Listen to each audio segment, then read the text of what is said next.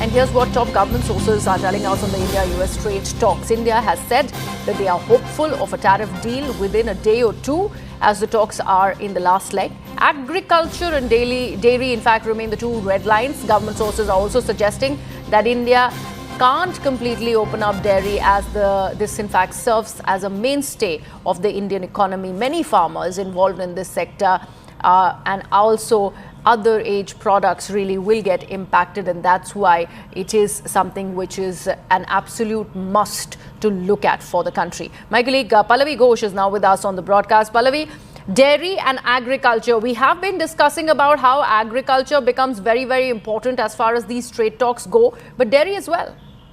Absolutely. More than 80 billion farmers are involved in the dairy sector. And, economically otherwise, Griha economics, of course, says that India is basically an agrarian economy, which is why this is one sector we are digging our heels in. But politically also, this sector becomes very important. After all, the government has made it very clear on multiple platforms.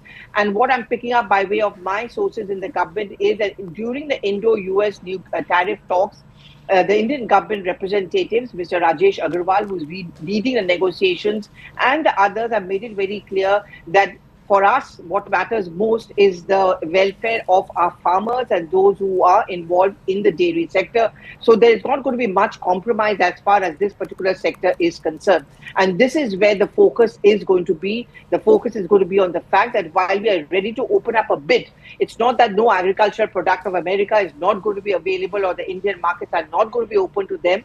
Very quickly, some dry fruits, we all know about it. For example, the American corn, a particular variety of rice. But there is a Lakshman Rekha which has to be drawn, and that Lakshman Rekha which they want to draw is the fact that the paramount will be to ensure that the interests of our farmers, dairy farmers, are kept intact. And that is where the hitch lies. That is where the negotiations are stuck at this point of time. Though we are told by government sources, there's no need to worry. We do expect that within the next 24 to 48 hours, some kind of a tariff deal will be announced by the American administration. Right. Pallavi, when India says that Americans have been sympathetic towards India and the dairy sector particularly, where exactly did the deadlock come from? What was the demand from the US's side? See, there are two areas. One, of course, is the agricultural sector, and there's another which is the labor-intensive sector. For example, in UP, in Bihar, there are a large number of people who are employed in, say, carpet weaving, gems, jewelry of Gujarat and other states, and all of this is exported actually, and that is a very substantial market. In fact, America remains an export surplus market for India. We also want more relaxations in terms of tariff as far as American products are concerned. What American negotiators are saying is that it has to be a quid pro quo. You also have to open up your market to some of the GM products, that is genetically modified food products from America, some of the ripe nuts, some of more agricultural products from America. And, in exchange, we are going to ensure that your labor-intensive industry is also taken care of. We have to understand that both the sides are obviously going to protect their interests. Donald Trump also has to look after the interests of his people.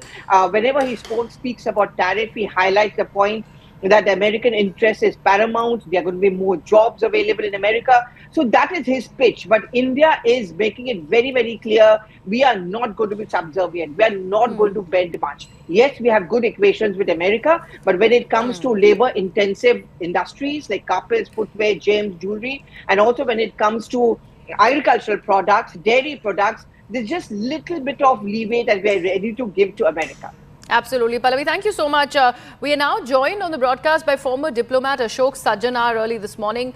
Ambassador Sajjanar, thank you so much for joining us. I'd like to first understand this very point that my colleague Pallavi was mentioning. India has made it amply clear before the United States of America that it is not going to be subservient when it is about these labor-intensive sectors back home. We're talking about agriculture, we're talking about carpet making, gems, jewelry, also dairy for that matter. How do you see the maintenance of this stance by India? Yeah, thank you very much. Most of these issues, you're very right. If it is agriculture, it is the allied sector, it is dairy, it is also GMOs, because GMOs have, there's a particular problem as far as India is concerned. We don't accept them, we don't approve of them. dairy as far as, how the animals are bred and what is the nourishment that is provided to them. So there are problems, and I think we have been very strongly putting forward our standpoint to the American side over these negotiations. That is why you see that even our chief negotiator, Rajesh Agarwal, he's been there for the last week or so. Mr. Piyush Goyal is going there again. I don't know how many times since February when this, Prime Minister visited Washington, D.C., and it was thought that we'll have a BTA, a bilateral trade agreement, by the autumn of this year. I don't know how many times our ministers and our delegations have traveled to and fro. There is keen interest. We want a balanced agreement. We want a win-win solution. So, as far as access to the U.S. market, we definitely want that. We want this 26% reciprocal tariffs off. We want that 10% tariff off. We want automobile, steel, aluminum, those tariffs off. Let's see how much we can get them. And of course, as far as access to our own market is concerned, whether it's agriculture, it is soya, it is corn, we are standing strong. So I think it is really, the negotiations are going to come to the wire. And let us see what happens. I am hopeful because I know that India is very keen. The whole world, since the World Trade Organization is not really very effective at this time, particularly Mr. Trump does not give any importance to it. So we have to, and the United States is our biggest trading partner. 18% of our trade is with the United States. US is the only partner with which, a big partner, trading partner, with which we have a positive balance of trade. Both, we have a surplus, both in goods as well as in services. So we are very keen to provide greater market access to our industry. But of course, there will have to be some compromises. And I think we have made it clear what are the red lines as far as India is concerned, where no compromises would be possible. Absolutely. Ambassador Sarjana, thank you so much for joining us on the broadcast early this morning. Taking this back to Pallavi.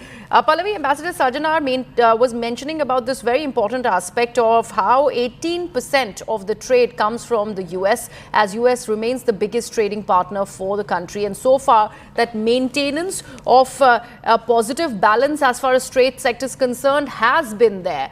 How are both sides ensuring that this remains? Because so much has been said. A word also on the automobile sector, considering Donald Trump has his own woes to deal with when it is about Elon Musk. But Tesla coming into India, setting up shop here, all of those things are also being looked at. Oh, absolutely, Jia, you're absolutely right. Yes, America remains our export surplus. Our trade is maximum as far as America is concerned. So there are two things here. We would obviously want companies like Tesla to open shop over here because it obviously throws up lots of job opportunities. So that's one reason why India has been very open to FDI. They are open to big companies like Apple and Tesla opening shops over here. That's one concern. But the second important thing is that, as to quote the government sources, even in this kind of crisis, not the word that they want to use, but even in this kind of challenging times, it throws up opportunities for India. I mean, let's talk about the automobile sector. The indigenous automobile sector or manufacturers over here should seize this opportunity, because when representatives of the Commerce Ministry met up with representatives of the Indian automobile sectors, that is what they were told, that, don't get fearful about Tesla coming in.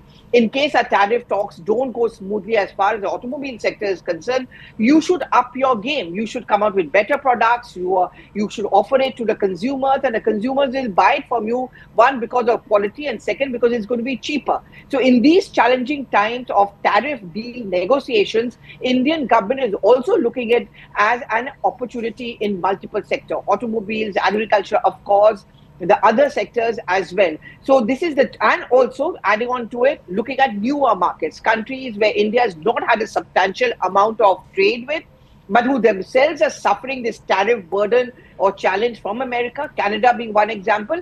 India can look at these newer markets. So, it can kind of balance out in case we lose out a little bit on the American market. Absolutely, Pallavi. Thank you so much for all of those details there and that perspective.